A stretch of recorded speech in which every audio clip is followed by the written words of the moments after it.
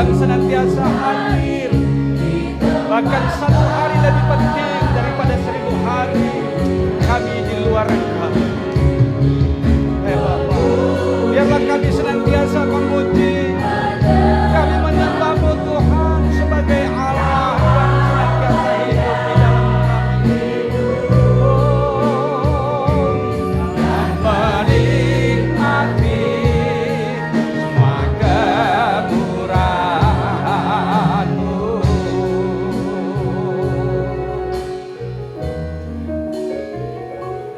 dan menikmati semua kemurahan-Mu. Satu hari lebih baik kami bersama dengan Engkau Tuhan daripada 1000 hari di luar Engkau. Hari ini hari yang istimewa, merupakan peristiwa yang luar biasa bagi kami Tuhan. Mengingat bahwa Engkau telah bangkit dari kematian. Dan hari ini 2000 tahun yang lalu kurang lebih, bahwa Engkau naik kembali kepada hakikatmu yang semula. Naik untuk menempati tempatmu yang semula, yaitu kerajaanmu. Dan Engkaulah Allah yang memerintah dari sana, supaya kami senantiasa ada di dalam hadirat-Mu Tuhan. Tuhan Yesus, kami bersyukur kepadamu karena hari ini kami bersama-sama dengan seluruh umat-Mu yang ada di seluruh pelosok bangsa Indonesia, di seluruh Indonesia, bahkan di seluruh dunia. Kami sama-sama untuk datang kepadamu beribadah, karena kenaikan-Mu adalah peristiwa yang luar biasa.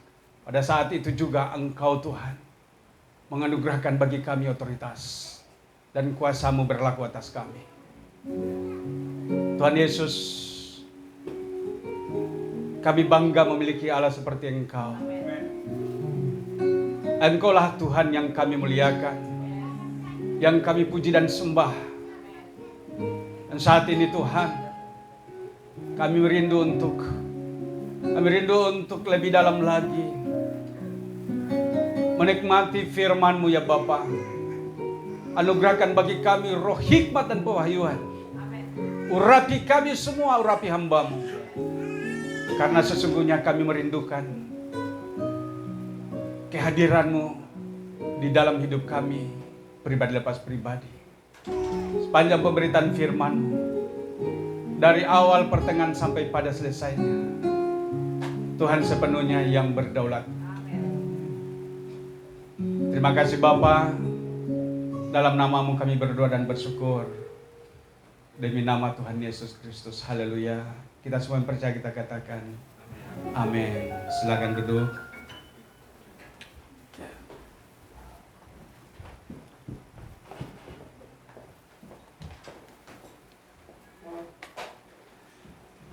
Iya, puji Tuhan. Shalom. Shalom. Puji Tuhan, kita bersyukur tentunya bahwa kita masih bisa beribadah pada pagi hari ini. Hari ini hari yang luar biasa, mengingat peristiwa demi peristiwa yang kita tahu lewat pembacaan Alkitab, ya, bahwa Yesus pernah datang ke dalam dunia. Dia lahir ke dunia. Yesus mengalami semua apa yang harusnya kita alami. Puji Tuhan bahwa Yesus menanggung semua penderitaan yang harus kita alami. Dan Tuhan menjamin kehidupan kita bahwa kita akan bebas dari api neraka. Dan kita bersyukur kepada Tuhan bahwa Dia adalah Allah yang begitu mengasihi kita. Dia rela menderita, Dia rela mati di kayu salib demi untuk menebus dosa dunia ini, termasuk dosa saudara dan saya. Tidak hanya itu, tetapi waktu Tuhan mati, itu makna yang tersendiri buat orang-orang yang telah mati sebelum Nuh. Dan dia memiliki otoritas untuk pergi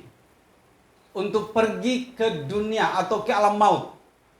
Itu di dalam surat Petrus kita bisa baca di sana bahwa Yesus 3 hari 3 malam dia ada dalam kubur. Tujuannya adalah untuk pergi memberitakan, untuk pergi menjangkau orang-orang yang tidak mungkin kita dapat jangkau. Ya, sekalipun ada orang yang bahkan dulu ada gereja yang mau untuk menginjili orang-orang mati. Itu nonsen, itu tidak mungkin bagi kita. Hanya Yesus yang mampu untuk melakukannya itu. Makanya kenapa dia harus 3 hari dia ada di alam maut. Karena dia mau supaya tidak ada yang tertinggal. Semua orang yang belum mengenal Tuhan, sebelum Nuh menyelesaikan bahtera, dia tahu bahwa itu semua mereka ada dalam kesia-siaan. Oleh sebab itu Tuhan mati 3 hari 3 malam, maksudnya supaya dia pergi untuk menjangkau mereka orang yang ada di dalam penjara atau di alam maut. Puji Tuhan, tidak hanya itu, tetapi dia bangkit. Ya, sekalipun ia mati, tetapi ia tidak lupa bangkit. Haleluya, kita sudah beribadah waktu kematian, kebangkitan, kematian Jumat Agung, kemudian kebangkitan, Paskah pada hari Minggu, dan hari ini bahwa ia telah naik. Dalam Lukas yang terakhir itu pasal yang terakhir ayat yang ke-50, 51. Bahwa ia telah naik. Nah, dan sungguh luar biasa bahwa kenaikan itu mengandung makna yang luar biasa bagi kita yang saat ini. Bahwa di situ otoritas berlaku atas kita. Oleh sebab itu, Bapak Ibu, bahwa nantinya akan ada pencurahan Roh Kudus. Ini peristiwa-peristiwa yang harus kita ingat. 10 hari setelah ia naik, maka terjadilah hari Pentakosta. Nanti kita akan juga merayakan hari Pentakosta. Itu hari turunnya Roh Kudus. Dan tentunya sebelum kita masuk ke sana, kita akan masuk dulu untuk belajar mengenai kenaikannya. Peristiwa kenaikan Tuhan Yesus adalah peristiwa yang kesekian dari semua peristiwa yang kita tahu bahwa Yesus telah lahir dalam dunia, telah menderita, mati, dia bangkit, dan hari ini dia naik. Dan untuk itu kita akan pelajari apa maksudnya dia naik ke sana. Ada beberapa hal yang kita harus perhatikan di dalam Alkitab kita. Yang pertama kita buka di dalam Yohanes 14 ayat 1 dan seterusnya. Sampai dengan ayat 6 di sana dikatakan bahwa kita tidak mungkin akan sampai ke sana kalau tidak melalui Yesus. Kita baca ayatnya yang pertama. Kita baca bersama 2, 3. Janganlah gelisah hatimu. Percayalah kepadalah, percayalah juga kepadaku. Ayat yang kedua. Di rumah Bapakku banyak tempat tinggal. Jika tidak demikian tentu aku mengatakannya kepadamu. Sebab aku pergi ke situ untuk menyediakan tempat bagimu. Sesuatu hal yang kita harus tahu bahwa kenaikan Tuhan, pertama dia pergi untuk menyediakan tempat buat saudara dan saya dan semua orang yang percaya kepadanya. Bapak Ibu yang dikasih oleh Tuhan, kita bersyukur kepada Allah di mana dia telah menyelesaikan semua dosa-dosa kita terlebih dahulu. Dia mau supaya tidak ada yang terhilang. Nah, oleh sebab itu dia menyelesaikannya bagi kita dengan ia rela dipakukan di kayu salib. Dia rela untuk mati di kayu salib supaya kelak nantinya tidak ada yang terhilang, tidak ada yang tertinggal. Tidak ada satupun yang sebenarnya Tuhan hendaki untuk masuk ke dalam neraka. Semua adalah ada di dalam rancangannya. Dia mau supaya semua umat manusia selamat. Tetapi kembali lagi, manusia memiliki kehendak bebas. Ada free will ya. Memiliki kehendak bebas. Engkau mau pilih mau bersama dengan Tuhan atau tidak, itu adalah pilihanmu. Kemarin tema kita, tentukan pilihan kita. Ya, apakah kita benar-benar mau menjadi sebagai umat pilihan atau tidak, itu tergantung kepada kita. Itu tidak terserah kepada Tuhan, tidak, terserah kepada kita. Kalau kita mau memilih untuk mau menjadi umat pilihan, tentunya kita harus lebih sungguh-sungguh. Ya, kata 2 Petrus kemarin ya. 2 Petrus 1 ayatnya yang ke-10. Kita harus sungguh-sungguh. Ya, jika tidak maka kita tidak akan sampai kepada tujuannya. Ya.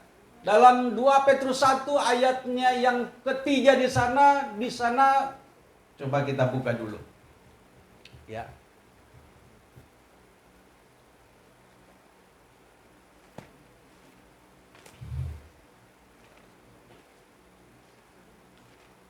Ya, kita buka dan kita baca dalam 2 Petrus 1 ayatnya yang ketiga. Di sini berbicara tentang kuasa ilahi, ada umat pilihan.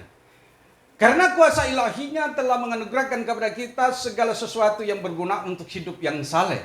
Oleh pengenalan kita akan Dia yang telah memanggil kita oleh kuasanya yang mulia dan ajaib. Ayat yang keempat. Dengan jalan itu Ia telah menganugerahkan kepada kita janji-janji yang berharga dan yang sangat besar, supaya olehnya kamu boleh mengambil bagian dalam kodrat ilahi dan luput dari hawa nafsu duniawi yang membinasakan dunia. Bapak Ibu yang dikasih oleh Tuhan, bahwa fungsi Roh Kudus yang Tuhan anugerahkan kepada kita ini adalah supaya mengingatkan kepada kita, supaya kita benar-benar belajar sungguh-sungguh, lebih sungguh-sungguh lagi untuk percaya kepada Tuhan, lebih sungguh-sungguh lagi untuk beribadah kepada Tuhan. Itulah yang berguna pada kita supaya kita tidak mengalami yang namanya siksaan neraka. Kemarin saya sempat singgung juga bahwa kita ini dapat berbuat baik yang benar bukan karena kita mampu untuk berbuat yang benar, yang baik dan benar. Tetapi karena yang benar sudah ada pada kita, yaitu Roh Kudusnya. Amin. Itulah sebabnya kita berbuat baik. Kita berbuat baik bukan supaya kita diselamatkan, bukan. Tetapi karena kita sudah diselamatkan, maka kita berbuat baik.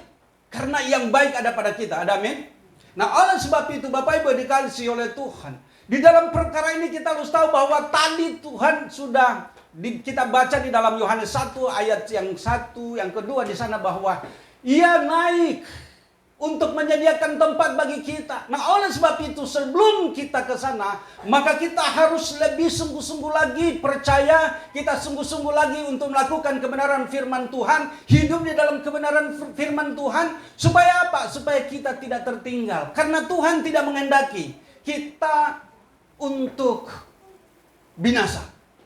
Di dalam Yeskil juga dikatakan di sana, Tuhan tidak menghendaki kebinasaan bagi kita. Tuhan tidak menghendaki kita binasa, tetapi Tuhan menghendaki pertobatan kita. Kenapa? Karena Allah begitu mengasihi kita. Kita ini berharga di matanya. Dia mau supaya kita diselamatkan. Dia mau supaya kita memperoleh hidup yang kekal. Karena itu yang Tuhan sudah sediakan bagi kita. Tapi berapa banyak di antara kita yang sungguh-sungguh tentang hal itu? Ingat bahwa Tuhan telah naik ke surga. Dia di sana menyediakan tempat bagi kita. Buat kita semua yang percaya, yang sungguh-sungguh untuk melakukan kebenaran. Tuhan telah naik dan Dia menyediakan tempat itu untuk semua orang yang percaya dan hidup sungguh-sungguh. Seberapa sungguh kita, seberapa kita benar-benar percaya dan sungguh-sungguh untuk melakukan semuanya itu. Ini pilihan kita. Pilihan kita supaya kita tidak masuk kepada kebinasaan. Tuhan mau supaya kita semua diselamatkan. Tetapi ingat bahwa Tuhan tidak akan melakukannya bagi kita setelah kita mati. Tidak. Sebelum kita mati, Tuhan telah melakukan terlebih dahulu. Maksudnya supaya kita sadar di saat kita masih hidup. Jangan kita, wah masih ada waktu. Enggak. Waktu adalah waktu Tuhan. Kau tidak tahu kapan dia akan datang manggil engkau. Hari ini ponakan saya ada yang meninggal. Sebentar habis ini saya akan ke sana. Masih muda. Kita tidak tahu kapan waktu kita. Tapi kalau hari ini kita sadar, maka kita akan semakin giat. Kita akan semakin sungguh-sungguh untuk melakukan kebenaran. Ada amin? Sesungguhnya dia adalah Allah yang menjadi penolong bagi kita, yang memampukan kita. Dia akan mengingatkan kita pada waktu kita menyimpang. Dia akan tegur kita, tetapi kita pura-pura nggak tahu. Saat kita melakukan pelanggaran, sesungguhnya kita sadar, tapi kita tidak mau pedulikan hal itu. Kita tidak mau kembali kepada Tuhan. Kita tidak mau datang untuk minta ampun kepada Tuhan. Kita tidak mau untuk berbalik kepada Tuhan. Tuhan menanti dengan sabar. Bahkan Tuhan katakan, sepanjang hari aku mengulurkan tanganku, tetapi tidak ada yang datang berpegang kepada tanganku.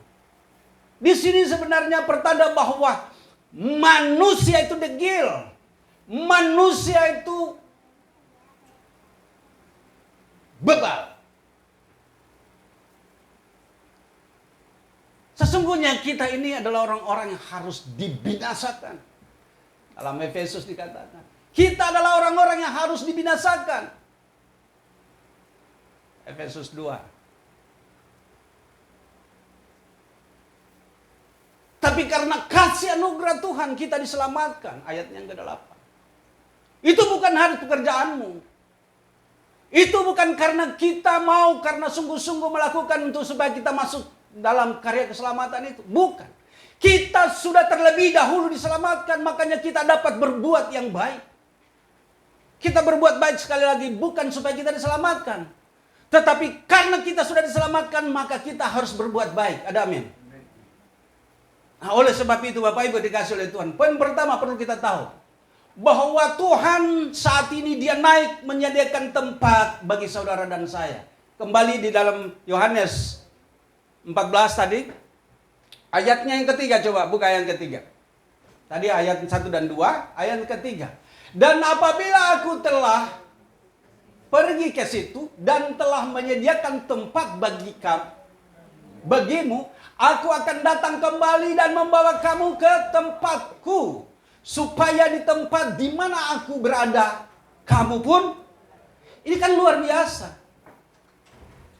Tuhan tidak mau tinggal sendiri di sana. Dia mau supaya kita semua ada bersama-sama dengan dia. Amin. Dia mau supaya kita tidak ada yang tertinggal. Dia mau supaya semua umat manusia itu diselamatkan. Tapi kembali lagi, pilihan bebas. Kalau engkau tidak berusaha dari saat ini dengan sungguh-sungguh, maka engkau akan ketinggalan. Jangan berpikir, jangan engkau berkata begini, kan aku adalah orang yang percaya. Aku adalah orang yang selalu ibadah. Oh tidak. Bahkan orang yang berbicara di mimbar ini sekalipun. Matius 7 ayatnya 21, 22. Bahkan Tuhan katakan, aku tidak mengenal engkau, hai pembuat kejahatan. Nah, oleh sebab itu, kalau ayat firman Tuhan katakan, ya dikatakan bahwa ya, kalau ahli Taurat, mereka sepertinya ya tidak ada yang tidak diketahui tentang firman Tuhan. Kalau kehidupan mereka sepertinya yang sudah hafal Alkitab, hafal semua kebenaran firman Tuhan, dan hampir-hampir tidak diselamatkan, apalagi kita yang tidak mau peduli terhadap firman Tuhan.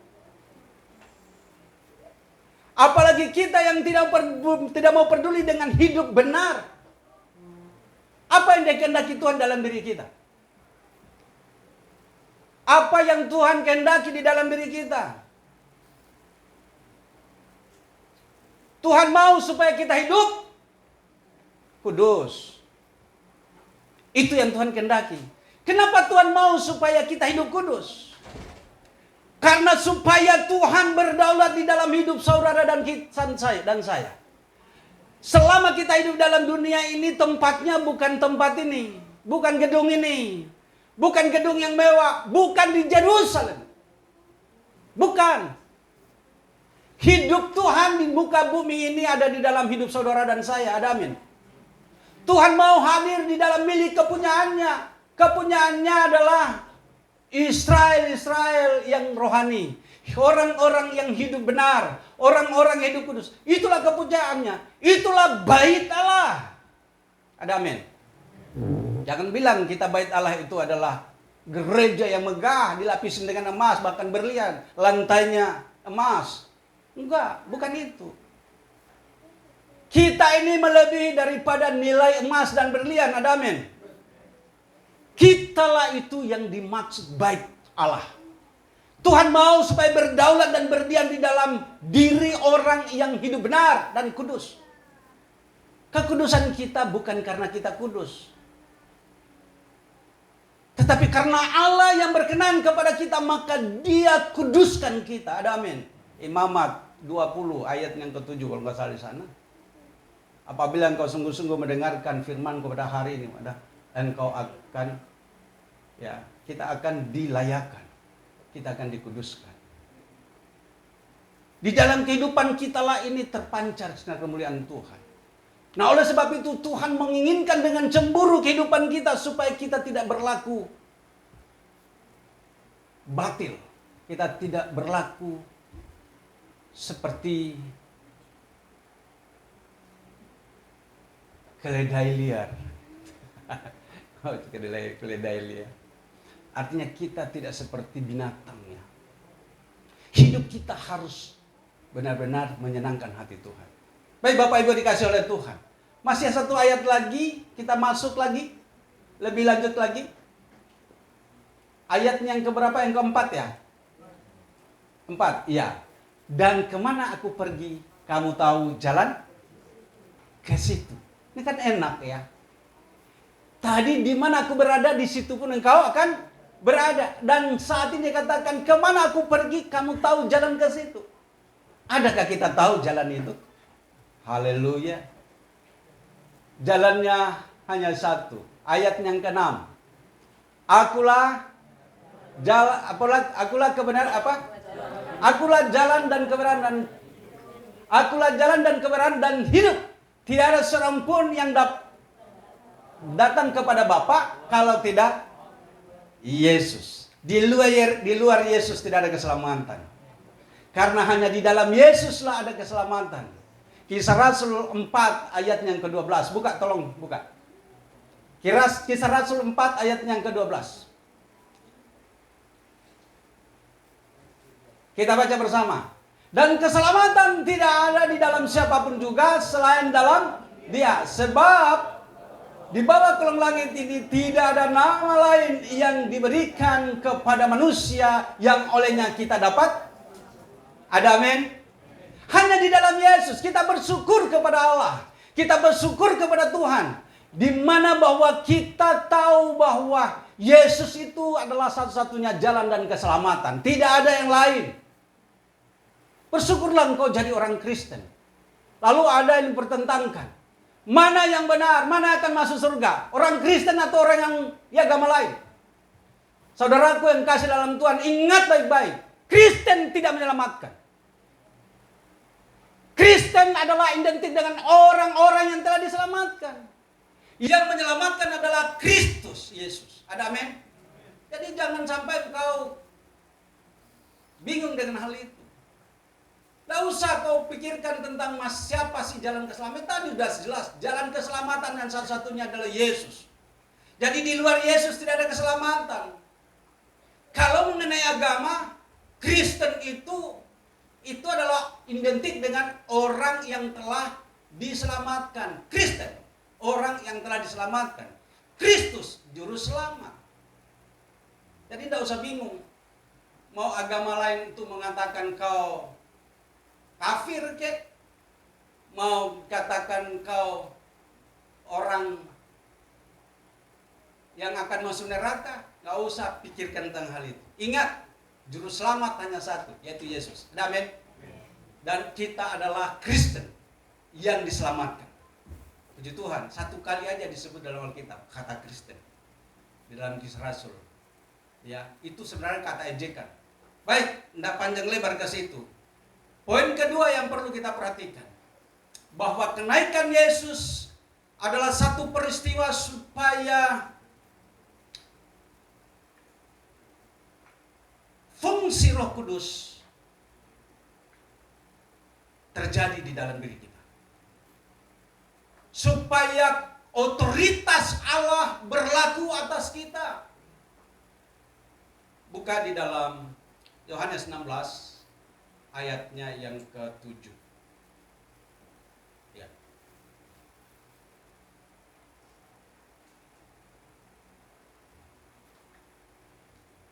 Yohanes 16 ayatnya yang ke-7. Kita baca dari ayat 14b. Kita mulai baca dari ayat 4b. Saya bacakan, lihat di layar pelan-pelan, perhatikan dengan baik. Ini berbicara pekerjaan penghibur. Pekerjaan penghibur yaitu Roh Kudus.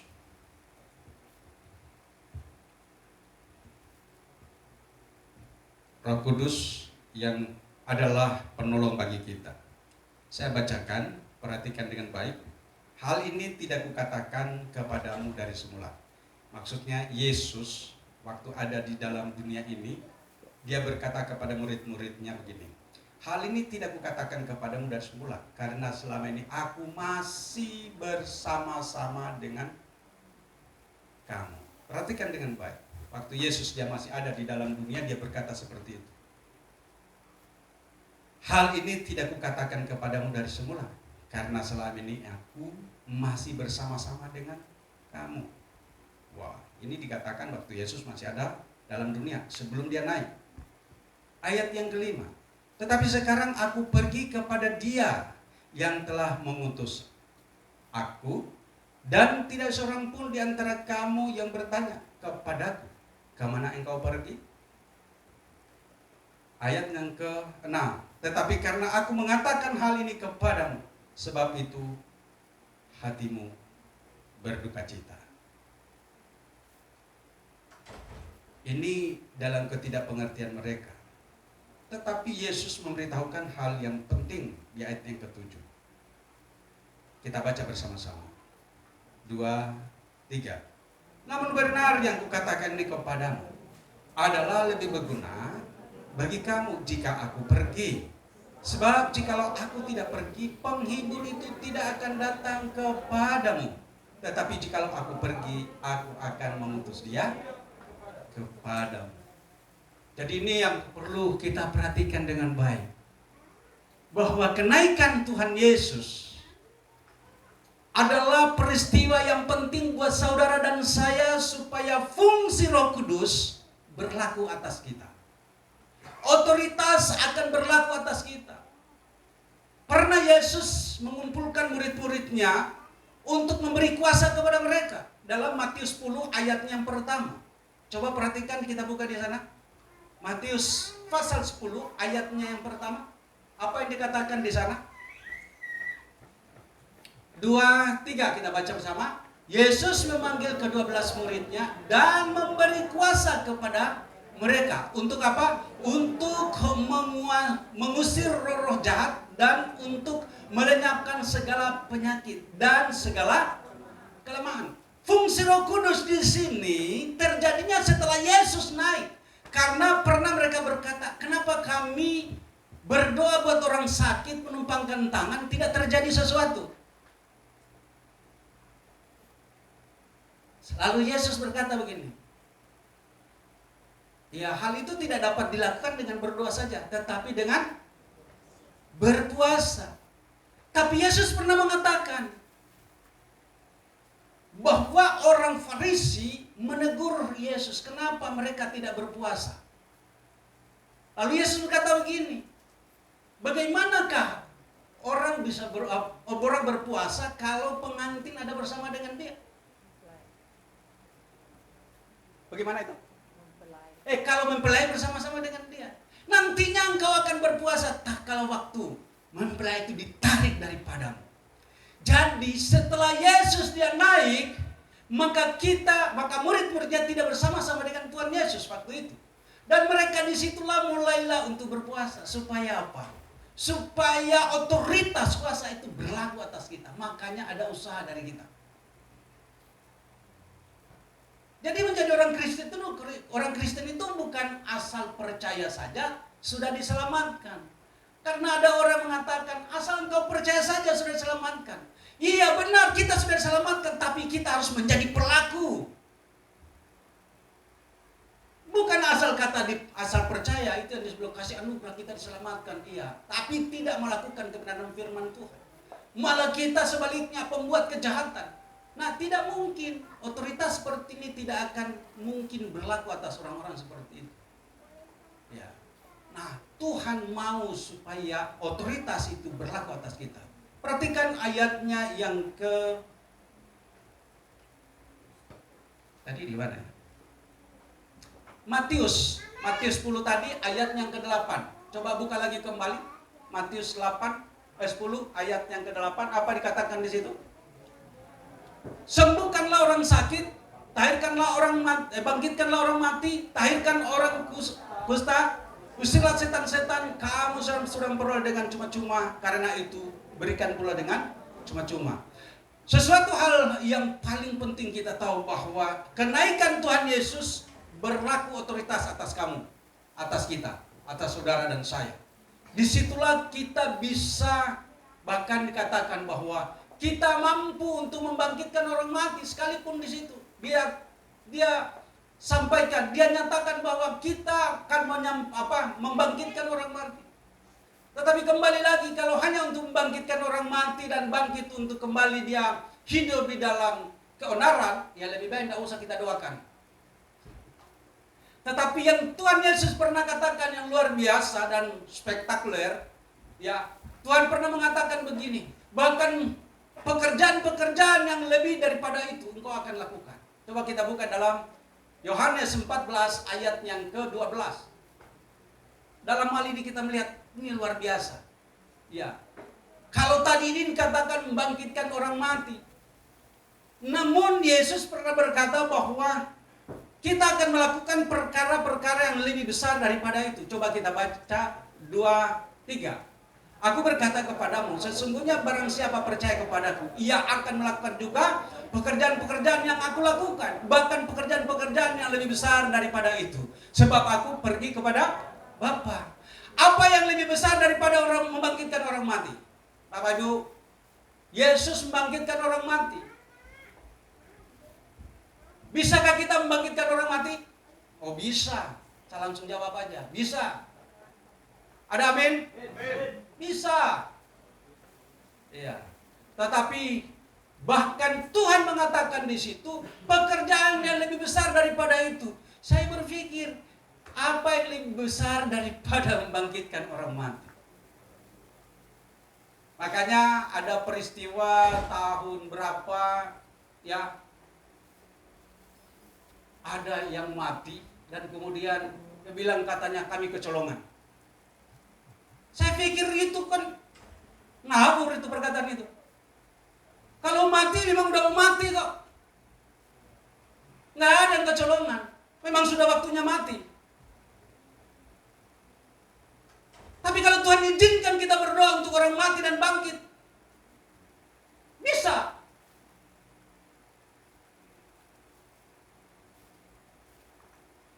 Tapi Yesus mengatakan di sini, bahkan lebih besar daripada itu.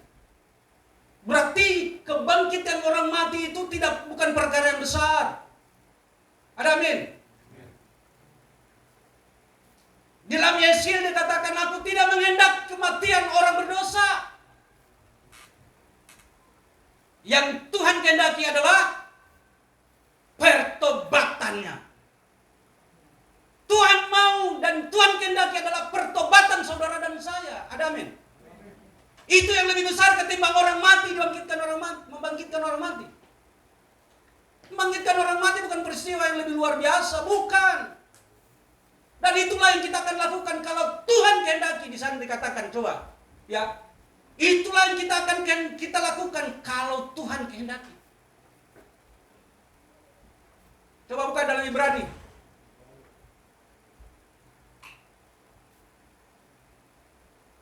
Ibrani 6.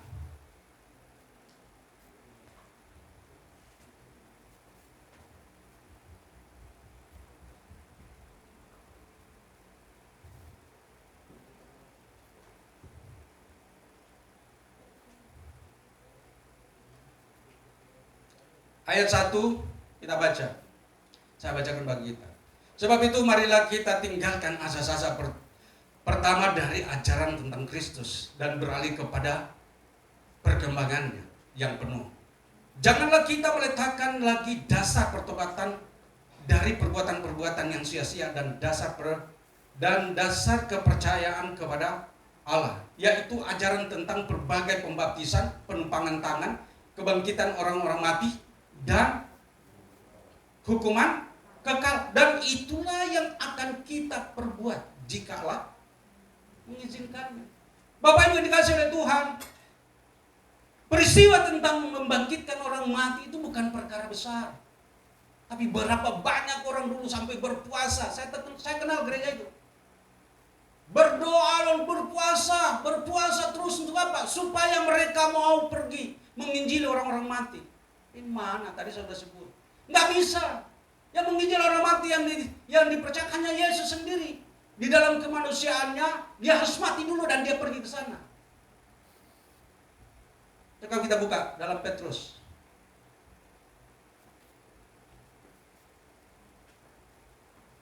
Saya lupa ingat di Petrus 1, di Injil Petrus yang keberapa itu berbicara tentang dia di dalam roh. 1 Petrus 3 ayatnya dari ayat 18. Saya bacakan bagi kita. Sebab juga Kristus telah mati sekali untuk segala dosa kita. Ia yang benar untuk orang-orang yang tidak benar, supaya ia membawa kita kepada Allah. Ia yang telah dibunuh dalam keadaannya sebagai manusia, tetapi yang telah dibangkitkan menurut roh. Ayat 19. Dan di dalam roh besar ya, di dalam roh itu juga ia pergi memberitakan Injil kepada roh-roh yang di dalam penjara, yaitu kepada roh-roh mereka yang dahulu pada waktu Nuh tidak taat kepada Allah, ketika Allah tetap menanti dengan sabar waktu Nuh sedang mempersiapkan bahteranya, di mana hanya sedikit, yaitu 8 orang yang diselamatkan oleh air bah itu. Dan ayat 21. Juga kamu sekarang diselamatkan oleh kiasannya. Sampai di situ aja. Bapak Ibu yang dikasih oleh Tuhan.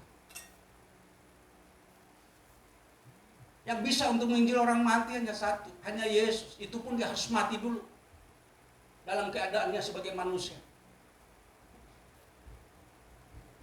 Jadi kita tahu bahwa manusia Yesus itu luar biasa. Makanya pantas kalau kita boleh melihat Alkitab ini tidak ada duanya.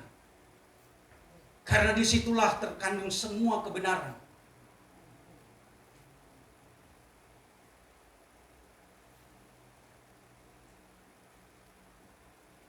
Saya bersyukur saya mengenal Kristus.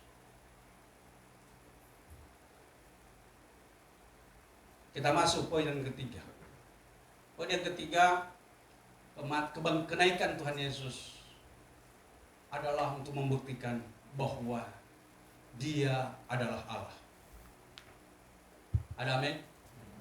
Membuktikan bahwa Dia adalah Allah. Yohanes 1 ayat 1 dikatakan, pada mulanya adalah firman, dan firman itu bersama-sama dengan Allah, dan firman itu adalah Allah. Ayat yang lebih lanjut kita baca. Apa dikatakan di sana? Segala sesuatu dijadikan oleh Dia, dan tanpa Dia tidak ada suatu pun yang telah jadi dari segala yang telah dijadikan. Di dalam Dia ada hidup, dan hidup itu adalah terang manusia. Terang itu bercahaya di dalam kegelapan, dan kegelapan tidak menguasainya. Ayat 12. Tetap semua orang yang menerimanya diberinya kuasa supaya menjadi anak-anak Allah, yaitu mereka yang percaya dalam namanya. Bapak Ibu yang dikasihi oleh Tuhan, bahwa Yesus itu adalah manusia yang ajaib, ya, manusia yang ajaib. Tidak ada yang seajaib Yesus. Karena di dalam keadaannya sebagai manusia, dialah yang melakukan semua mujizat ini.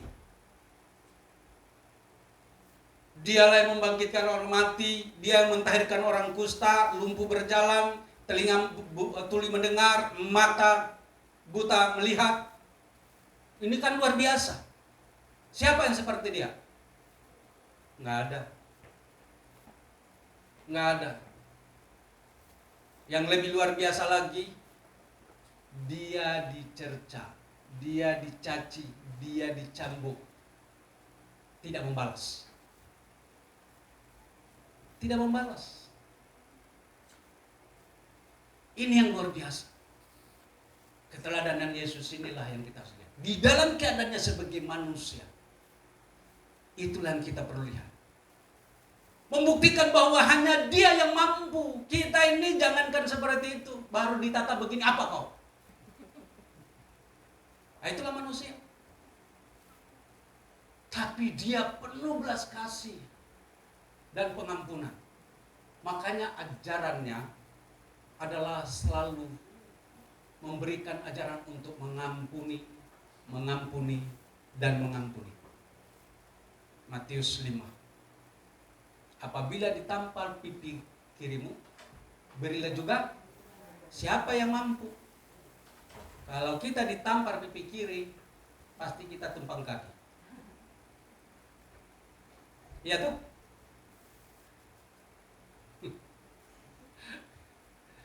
Saya kalau kembali merenung-renungkan semuanya ini, manusia benar pantas harusnya dihancurkan.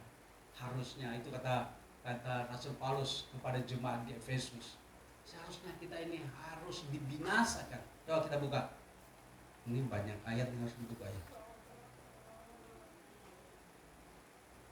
Efesus 2 dikatakan apa di sini? Ayat 1, kamu dahulu sudah mati. Kamu dahulu sudah mati karena pelanggaran-pelanggaran dan dosa-dosamu. Kamu hidup di dalamnya karena kamu mengikuti jalan dunia ini. Karena kamu mentaati penguasa kerajaan angkasa, yaitu roh yang sekarang sedang bekerja di antara orang-orang durhaka. Ayat yang ketiga, perhatikan dengan baik. Sebenarnya dahulu kami semua juga terhitung di antara mereka. Ketika kami hidup di dalam hawa nafsu daging dan menuruti kehendak daging dan pikiran kami yang jahat. Pada dasarnya kami adalah orang-orang yang harus dimurkai sama seperti mereka yang lain. Kita ini adalah orang-orang yang harusnya dimurkai. Orang-orang yang harusnya dibinasakan. Tetapi apa kata firman Tuhan?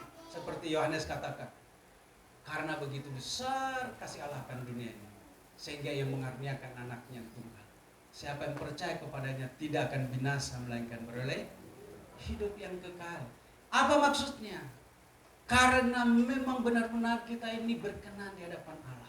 Tuhan merindukan supaya kita berbalik kepada Tuhan. Kenapa? Karena kita ini berharga di matanya. Yesaya 43 ayat yang keempat, bahwa kita ini berharga di mata Tuhan. Makanya Ia mau menebus kita dengan manusia. Dia mau supaya kita kembali kepada hakikat kita yang semula.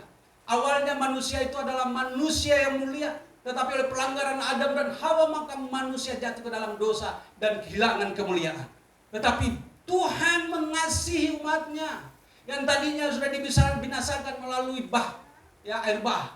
Tetapi Tuhan teringat bahwa itu semua adalah orang-orang yang harusnya kemudian Allah berjanji tidak akan ada lagi air bah.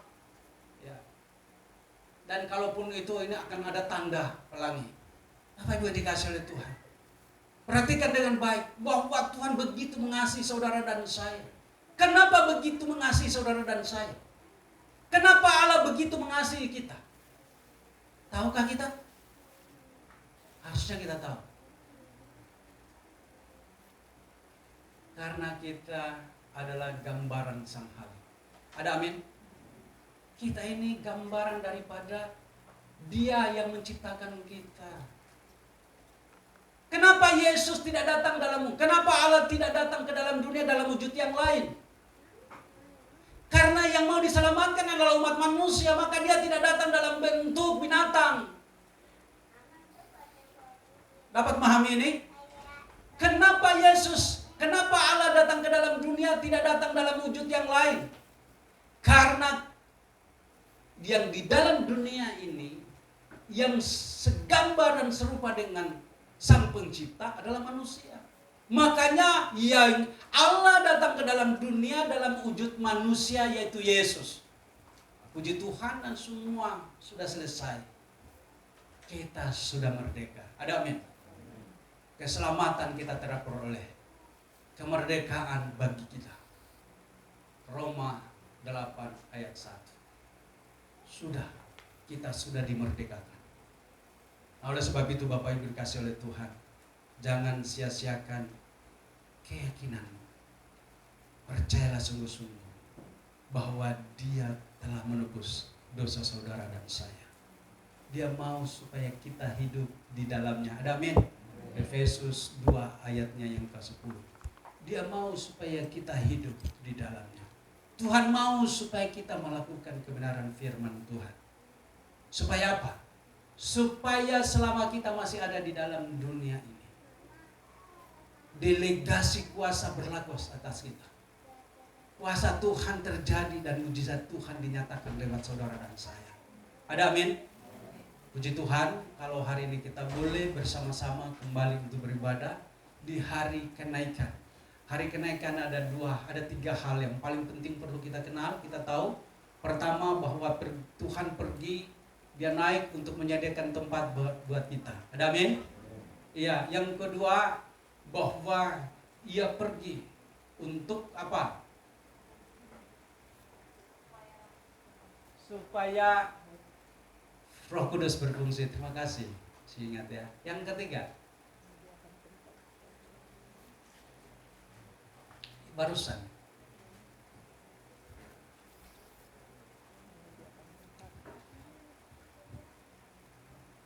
membuktikan bahwa Dia adalah Allah. Amin. Tuhan memberkati kita semua. Pemain musik maju. Satu pujian kita naikkan.